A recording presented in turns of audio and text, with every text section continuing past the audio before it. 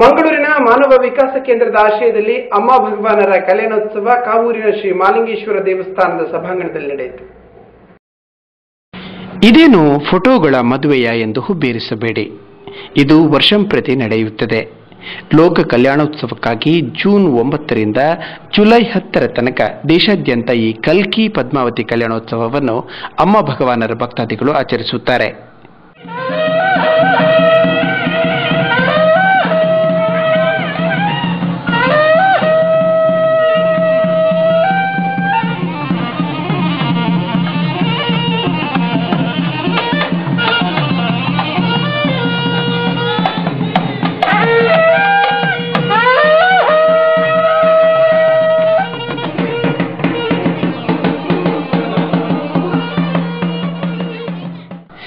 ಆಂಧ್ರಪ್ರದೇಶದ ಗೋಲ್ಡನ್ ಸಿಟಿಯಲ್ಲಿ ಭಕ್ತಾದಿಗಳಿಗೆ ಆಧ್ಯಾತ್ಮ ಬೋಧನೆಯನ್ನು ನೀಡುತ್ತಿರುವ ಕಲ್ಕಿ ಭಗವಾನರ ವಿವಾಹೋತ್ಸವಕ್ಕಿಂತ ಮುಂಚಿತವಾಗಿ ಅಮ್ಮನ ಶ್ರೀಮೂರ್ತಿಯನ್ನು ಮದುಮಗಳಂತೆ ಅಲಂಕರಿಸಿ ಕಲ್ಯಾಣ ಮಂದಿರಕ್ಕೆ ಬರಮಾಡಿಕೊಳ್ಳಲಾಗುತ್ತದೆ.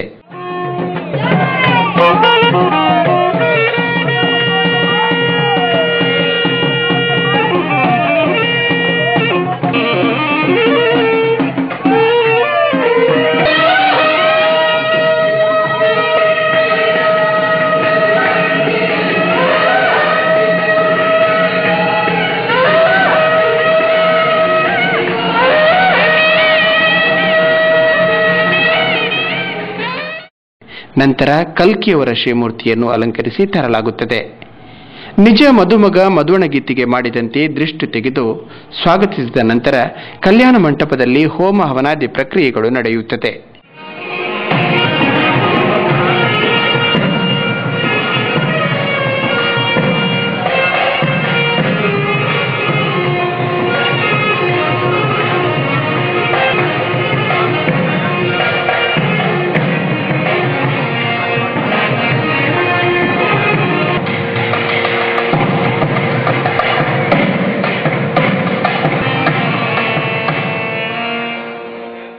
ಮದುಮಗನ ಕಡೆಯವರು ಒಂದೆಡೆಯಾದರೆ ಮದುಮಗಳ ಕಡೆಯವರು ಇನ್ನೊಂದೆಡೆ.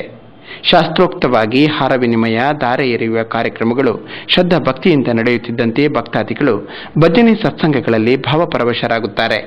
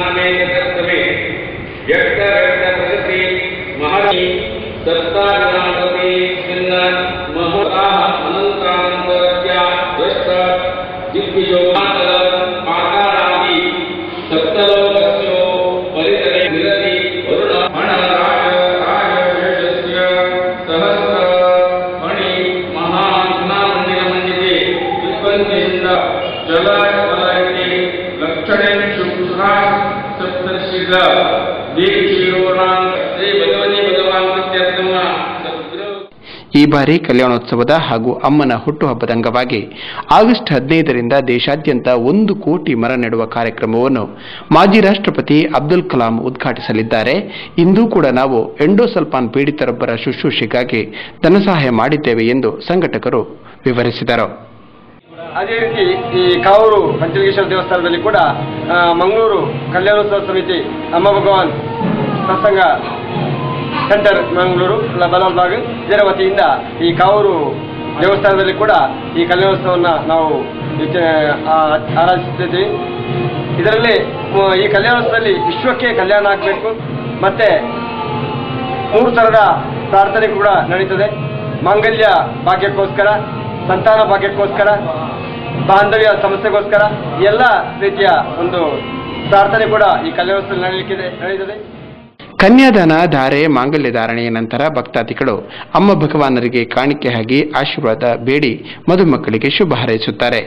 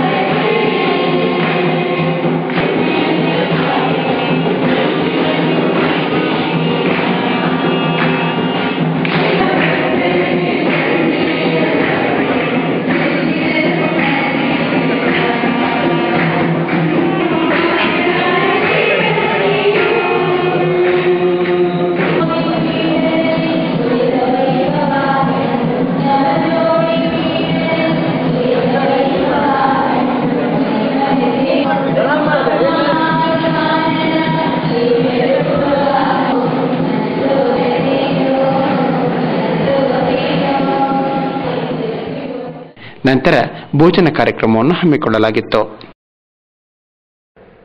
ಇಲ್ಲಿಗೆ ಇಂದಿನ ನಮ್ಮ ನಾಡು ವಾರ್ತೆಗಳು ಮುಕ್ತಾಯವಾಯಿತು. ವಿಶೇಷ ವರದಿಗಳೊಂದಿಗೆ ಮುಂದಿನ ವಾರ್ತೆಗಳನ್ನು ಮತ್ತೆ ಭೇಟಿಯಾಗೋಣ. ವಂದನೆಗಳು.